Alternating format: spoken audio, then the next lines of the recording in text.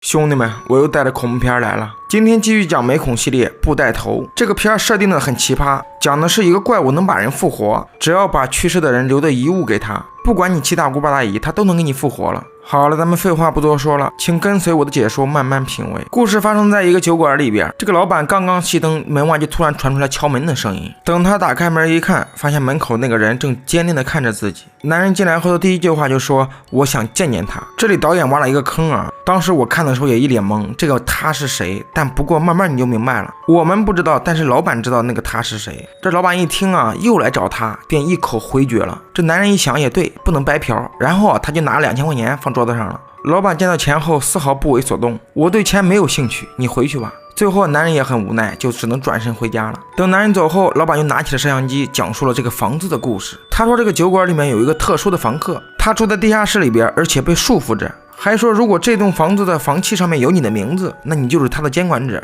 你的唯一任务就是让这个特殊的房客隔绝外界的一切消息，不能让他出去。他录像的原因啊，就是为了警告下一任房主，这些话也是对下一任房主所说的话。还说如果你看到这段录像了，那就说明我失败了，因为他今晚要把这个特殊的房客给烧死。随后老板就找到了汽油，他把这些汽油淋满了整个地下室。可是他刚打开火机，那个特殊的房客就突然出现了，他下意识的把打火机扔在了地上，熊熊大火瞬间充满了整个地下室。但是那个特殊的房客并没有死亡，反而这个老板却浑身燃着大火走了出来，最后躺在地板上被活活烧死。另一边啊，小美和闺蜜正在偷偷翻一个房子，这个房子原来是小美租的，但因为没钱交房租，她就被房东赶了出来。今天偷偷翻出来的原因就是为了把自己的东西收拾走。小美的父亲就是那个酒店的老板，但是俩人因为一些事已经很久没有联系了。她的专业是学画画的，她闺蜜的专业就是一个律师。俩人正在回去的路上的时候，小美突然接到了一个电话，那头把她父亲死亡的消息告诉了她。小美一听啊，现在穷得叮当响，还是回去看看吧。闺蜜也知道她没钱，所以给她订了个机票。等她回到家后，已经到了第二天早上。她先是去看了一下父亲的尸体，可刚看到那双烧焦的手，她的脑子里瞬间浮现出父亲死亡的场景。小美被吓得立马就下了楼，她这边刚走到楼下，就突然被一个穿着西装的男人拦住了去路。这个男人说自己是父亲的遗物代理律师，还说父亲名下有一座房产，如果卖掉的话还能值不少钱呢。小美一听有钱，就赶紧和律师来到了酒馆。根据律师的描述啊，这个酒馆已经400多年历史了，严格来说是个房子，其实是个古董。因为小美的父亲生前借了很多钱，如果说把这个房子卖掉的话，也剩不了几个钱，但如果交给律师来卖的话，肯定会比小美卖的价格高。这时小美已经来到了地下室的入口处，她看着走廊上挂的照片，感觉到很是奇怪，因为这个房子已经有400年之久，所以她一眼断定这就是那些曾经在这生活过的人。之后她就和律师开始谈那个卖房子的事儿，因为她不懂法律，怕被人坑了，所以她并没有告诉律师自己是卖还是自己留着。小美决定今晚在酒店过夜，而且还和自己的闺蜜打了电话，因为自己的闺蜜是律师，而且是比较厉害的那一种，所以她就想让自己的闺蜜帮帮自己。闺蜜一听啊，二话没说，你的事就是我的事，马上到。就这样到了深夜，小美在沙发上睡着了，可还没等她睡一会儿呢，这个闹钟突然响了，看样子应该是父亲生前设置的。小美听见之后并没有在意，但这个时候她突然听到了一个脚步声，因为家里没有灯的原因，小美就用手机慢慢的开始寻找这个声音的来源。但奇怪的是，无论她怎么找，那个声音好像消失了一样。随后她又来到了地下室门口的走廊处，可是打开灯之后却还是什么都没有。小美就以为啊，那个人是不是藏在地下室里边了。她刚想打开门，却发现这个门怎么打不开，没有钥匙。小美还好奇的听了听里面的动静，等确认里边没人之后，她才松了一口气儿。可这个时候，她突然感觉到身后走过去一个人影，她的心也再一次悬了起来。就在她拿着灯寻找的时候，她突然照到了一个男的，而这个男的就是那一天找她父亲的那个人。小美一看，大半夜来我家里边想干嘛？男人害怕小美以为自己是坏人，就说自己是尼尔，还说小美应该就是这栋房子的新房主吧。还没等小美回答呢，他就又拿了2000块钱，说了一句我想看看他。因为小美根本不知道地下室的事儿，他就问尼尔为什么给他钱。尼尔就说啊，为了见那个地下室的女人，他想再见一次妻子。小美一听啊，你在逗我吗？你是不是在给我开玩笑啊？尼尔一听啊，行，是钱不够是吧？那我再给你2000，只要让我看到我妻子一面，多少钱都无所谓。小美之前还要因为房租的事被赶了出来，这一次她看到那么多钱，她瞬间心动了。她说自己现在没有钥匙，等明天再来吧。说完之后就把钱揣进了自己兜里边。男人一听啊，高兴坏了，就急忙对着小美说谢谢，说了好几遍。也正因为这个事儿，小美决定不卖这个房子了。来钱这么快，换谁也不会卖啊。律师一听啊，也没说啥，就把房契给他了。之后又给了他一支笔，让他在房契上签上自己的名字。小美也没多想，就立马把自己的名字签上去了。随后律师就拿出了父亲的遗物，还拿出了一卷录像带。他的父亲早知道会有新的房主，而这个录像带就是这个房子的说明书。小美回去后发现了地下下室的钥匙。就在她准备要放录像带的时候，她闺蜜这个时候赶了过来。闺蜜一听小美擅自把房子给签了，她就很生气，就问她为什么不等我过来再签。于是小美就把尼尔的事告诉给了她。小美认为啊，这个地下室是关着一个正常的女人，尼尔给她钱过来看就是为了找乐子。闺蜜一听啊，感觉挺有道理的，就没多想。终于到了晚上12点，那个男人准时过来赴约了。小美见后立马领着他来到地下室门口。就这样，门被缓缓打开，里面漆黑一片，啥也看不见。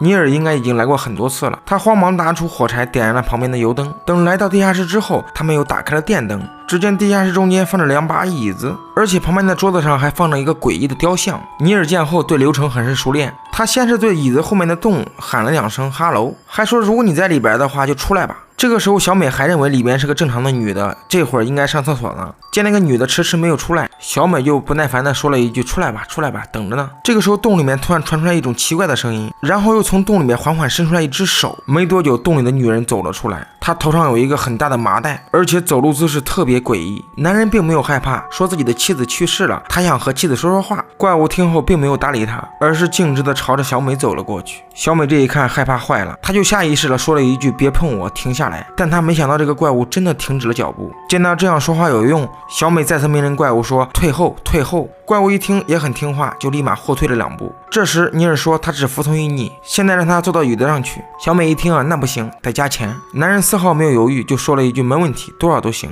小美现在眼里边全是钱，她立马命令怪物坐到椅子上去。怪物这次也是二话没说，坐在了椅子上面。随后尼尔给了怪物一个戒指，这个戒指是他妻子生前的遗物。怪物看到戒指之后就立马掀起头罩，然后直接把戒指吃了进去。没过一会儿，怪物开始浑身颤抖。尼尔这一看坏了，最重要的一步忘了，就是把他手要捆起来。等他做完这一切之后，怪物再次颤抖了起来，这一次还伴随着强烈的咆哮声。大概过了几秒钟，这个怪物的手就像变了一个人似的。尼尔这一看高兴坏了，他本以为是妻子回来了，但把头罩一打开，却发现这个女人并不是妻子，而是自己的母亲。正常人看到母亲一般都会高兴，但尼尔不一样，他非常不想看到母亲。他的母亲死于20年前，死因的话是头朝下泡在了浴缸里淹死的。因为从小没有母亲，尼尔就一直认为他母亲的死就是怪他。他刚想问清楚母亲到底为什么要自杀，母亲听后啊并没有解释，可能是想到了很多委屈就哭了起来。这个时候尼尔突然发现洞口里面冒出大量的水，这一幕也是呈现了死者生前的死因。也是从这个时候开始，母亲就像变了一个人似的。而这个时候怪物已经接管了身体，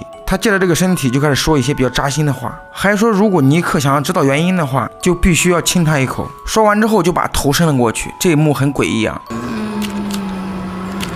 尼尔见后因为害怕就跑了，可再一转头人却没有了。就在他四处寻找的时候，这个母亲突然又出现了，尼克直接被扑倒了。母亲并没有亲他，而是对着他吐了很多口水。小美一看就立马喊了一声停下，然后又立马拿起麻袋直接给他重新套了回去。怪物就这样挣扎了几下，然后他又掀起麻袋从嘴里边吐出了那枚戒指。随后小美就让怪物回去，怪物也很听话啊，也没说啥就走了，而且走之前还看了一眼小美。这个时候尼克才意识到这个戒指当时是母亲的，母亲过世之后他才送给了妻子，因为这个遗物本身就是母亲的，所以才会变成母亲的样子。他恳求俩人再给他一次机会，下次一定不会出错。小美听后并没有搭理他，因为刚刚那一幕把他吓坏了。这个时候尼尔又掏出了一沓钱，还说如果见到妻子钱不是问题，他只是想和妻子真正道个别。小美一听啊，感觉这个人还不错，而且这样的话来钱也很快，她感觉自己找到了一份工作，她也没说话，就这样默认了。等尼尔走后，小美就看起了父亲留的录像带。父亲说从你签下房契的那一刻，你就是地下室怪物的监管者，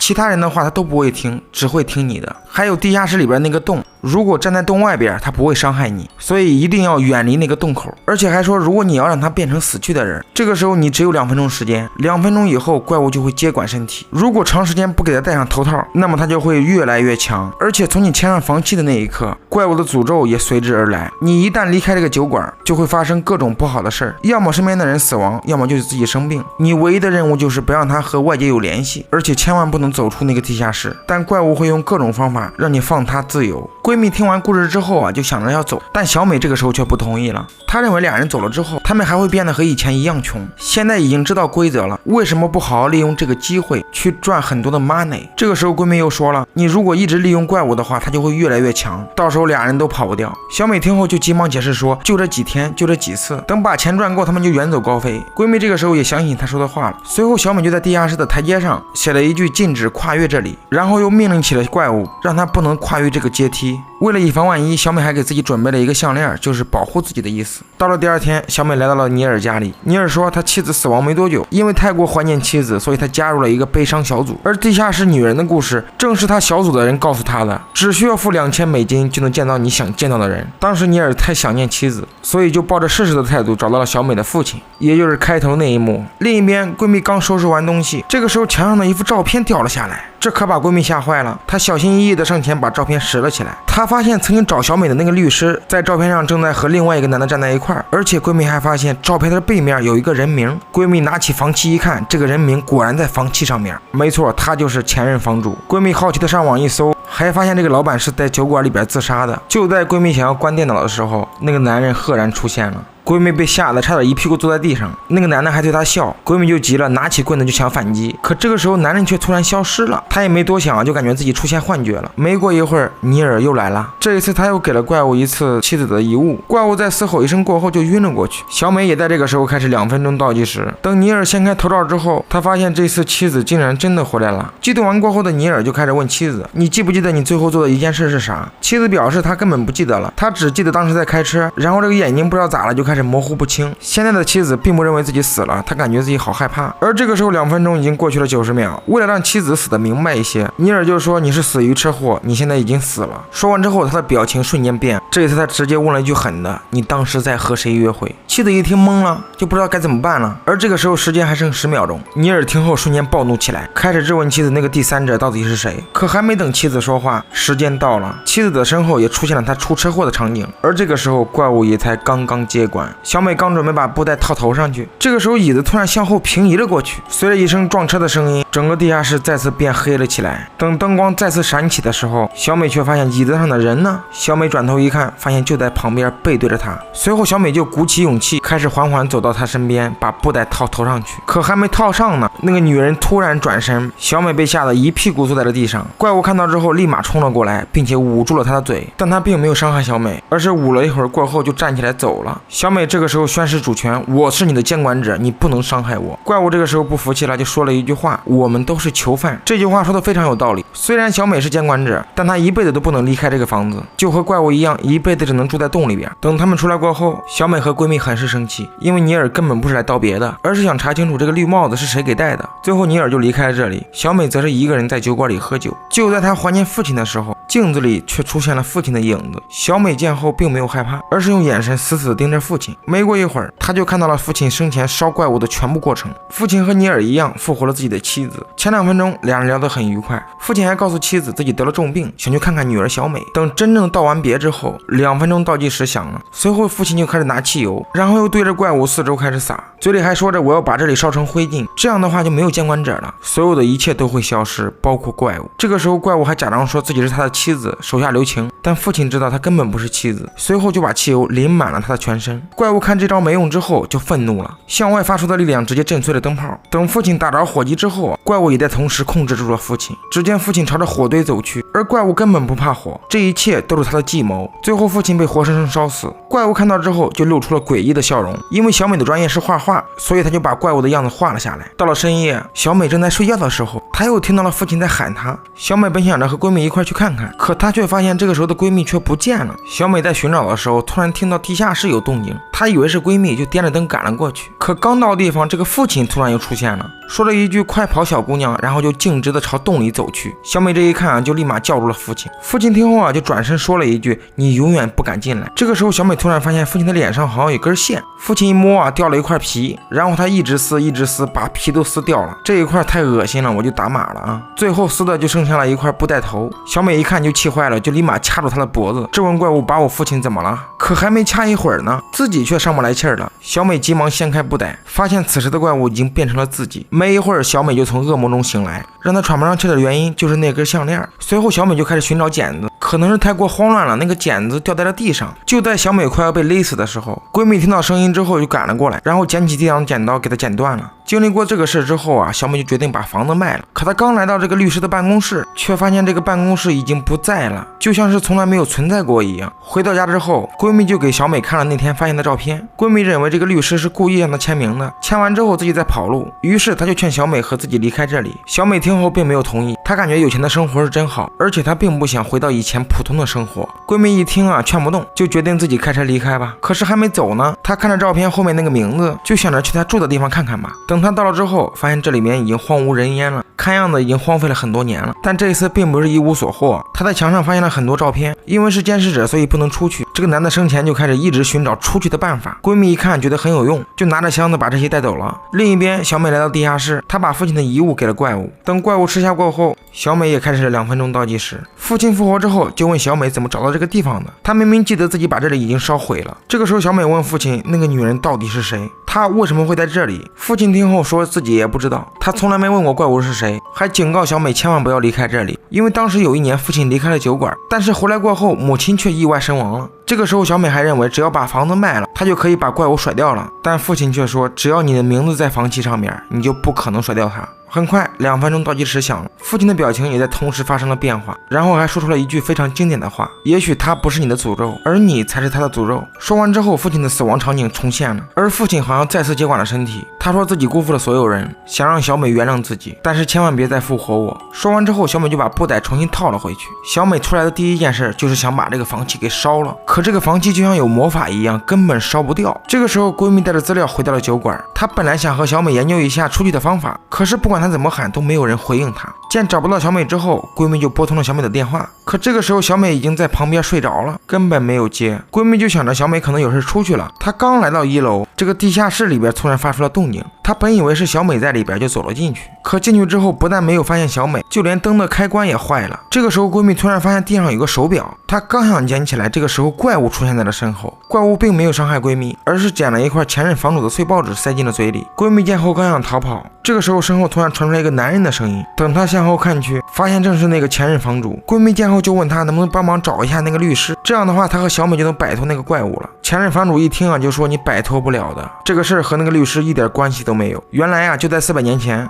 一个名叫兄弟会的家族发现了一个能召唤死人的女人。这个家族的人一看要发财了，就开始利用这个女人，但是女人根本不同意，就没有帮助他们。最后这个女人被家族里的人活活烧死了，但是女人并没有真正的死去，没过多久她就复活了过来。她复活过后的第一件事就是报复这个家族，各种传染病开始传播，庄稼也开始慢慢枯萎，瘟疫就这样在人群中逃窜。为了阻止这个女人，家族里的人就办了一个黑暗仪式，他们把女人囚禁在了地下的墓穴里。大概过了几百年，这个家族的后代再次利用了女人，但是越利用这个女人，这个女人就越强大。最后家族里的人病的病，伤的伤，只剩下了一个监管者，只要签下房契就会继承这个诅咒，但也要同时监视他，不能让他出去。他一旦出门，灾难也会随之而来。这个时候2分钟倒计时已经结束了，前任房主缓缓地朝闺蜜走来。到了第2天，小美被闺蜜的电话吵醒了，电话里面说快来救我，快来救我。小美听后立马来到了地下室，可是地下室外面根本没有闺蜜的影子。这个时候闺蜜的声音从洞口里面传了过来，小美本想着去救闺蜜吧，可这个时候父亲说的话提醒了小美远离那个洞。但是小美犹豫了一会儿过后啊，她还是选择了走进那个洞里边。就这样寻找了好一大会儿，她终于在里边找到了闺蜜。就在俩人准备出去的时候，小美在一个拐角处发现了一双腿，等她走近一看，发现那正是死去的闺蜜。这个时候她才意识到身后这个闺蜜是假的。怪物一看啊，也不装了，她立马变回了原形。你说你变就变吧，你趴在墙上干嘛，跟个壁虎似的。小美见后就开始疯狂逃跑，但是刚跑到门口，这个腿就不知道咋了，应该是被吓软了，就跑不动了。这个时候尼尔过来了，他带着小美就立马跑了出去。为了让小美不再害怕，尼尔就给她吃了2片镇定药。小美也没想啥，就直接喝了下去。随后小美就决定啊，把这个墙封起来，这样的话就没有人再利用她了，她的力量也会一点点减弱。就在小美准备去封墙的时候，她突然捂着自己的头说头好疼。她本想睡一会儿再去吧，可没想到她醒来的时候已经是半夜12点了。这个时候她才意识到尼尔给她喝的那个药不对劲。等她来到地下室门口，就听到这个尼尔好像在和谁说话，于是她就躲在一边开始偷听。这个时候的尼尔已经拿上房契了，他说小美虽然不想要这个地方，但他自己却非常想要，他想每天都看到妻子，而且他并不会把怪物绑起来，更不会去倒计时。然后尼尔就把自己的名字签在了房契上面，但没过一会儿他的名字却消失了。这个时候怪物再次变成他妻子的模样，还说自己想起了那天车祸的事情。原来就在车祸的前一天，尼尔和妻子大吵了一架，尼尔为了让妻子冷静，就给妻子吃了和小美一样的那个药，但尼尔没想到妻子会开车出去，就这样药效发作，妻子发生了车祸。而现在尼克也很后悔当时给他吃药，所以他只能用这种方式来弥补妻子。而那天尼尔说自己的妻子给自己戴了帽子，也是故意炸妻子的。如果妻子当时说有第三者，那么今天他就绝对不会来了。这个时候2分钟已经过去了，但是尼尔并没有感觉到，还是认为眼前的妻子就是真的妻子。随后怪物就展开了借刀杀人。他说小美如果一直是监管者的话，那么他俩根本不可能在一起，只有把小美杀死，他们才会真正成为一家人。尼尔听后并没有想过要杀小美，他直接拒绝了妻子。这个时候怪物又说了一句话，你别忘了你把我杀了，如果这个事被别人知道，咱俩就更不可能在一起了。尼尔一听就说小美不可能发现的，她现在已经被我迷晕了。这个时候怪物说了一句他已经知道了。尼尔也在同时发现了小美的踪影。小美知道自己被发现之后肯定活不了，她开始疯狂逃跑，然后又趁着尼尔不注意爬上了房顶。可是还没走一会儿呢，小美就被绊倒了，而尼尔此时就在身后追着她。小美见后本想抓着楼梯下去，可这个时候尼尔也赶了过来，他直接把小美的手抓了起来。面对小美的求救，他丝毫没有留情。随后尼尔就把小美的尸体抱进了地下室，而现在只需要把小美复活，然后让小美亲手把自己的名字加上去，这样的话尼尔就能成为怪物的监视者。随后怪物吞下小美的手机，看到这一幕我觉得真是万物皆可吞。没一会儿小美复活了，她的第一眼就看到了自己的尸体，并且已经意识到自己已经死亡。随后尼尔拿出房契让小美签字，而这个时候2分钟已过，怪物立马附在了小美的身上，嘴里边还说着我真应该谢谢你。这个时候尼尔才意识到自己才是那个刀，如果不是他帮怪物杀了小美，然后又将小美复活，那么怪物永远没有机会获得自由。而现在小美还是小美，但是灵魂却变成了那个怪物。很快灯光暗了下来，尼尔的周围再次响起了母亲的声音。还没等他反应过来，自己就被一种无形的力量拖走了。这个时候母亲突然出现，她抓住尼尔的手，咔啪一声嘎嘣脆。随后尼尔的妻子又走了过来，虽然嘴上说着我来帮你，但下一秒没过一会儿，怪物变成小美的样子又走了过来，这次手里边多了一个板凳，他将板凳高高举起，然后丝毫没有犹豫就砸了下去。尼尔也因为这一下成功领了盒饭。最后怪物开始缓缓地朝地下室外走去，而禁止跨越这4个字也丝毫没有作用了。最后整个酒馆都被大火烧成了灰烬，只有怪物一个人走了出来。故事到这儿也就结束了啊，咱们简单分析2句。我感觉这个怪物就拿捏住了人性，比如说小美的贪婪，只要给他钱他啥事都能干。尼尔的话应该是痴情，他就是被感情冲昏了头脑。我感觉最冤的应该是闺蜜啊，一心想着为小美好，但最后自己却领了盒饭。今天就这样了，下期听我解说啥你们来选。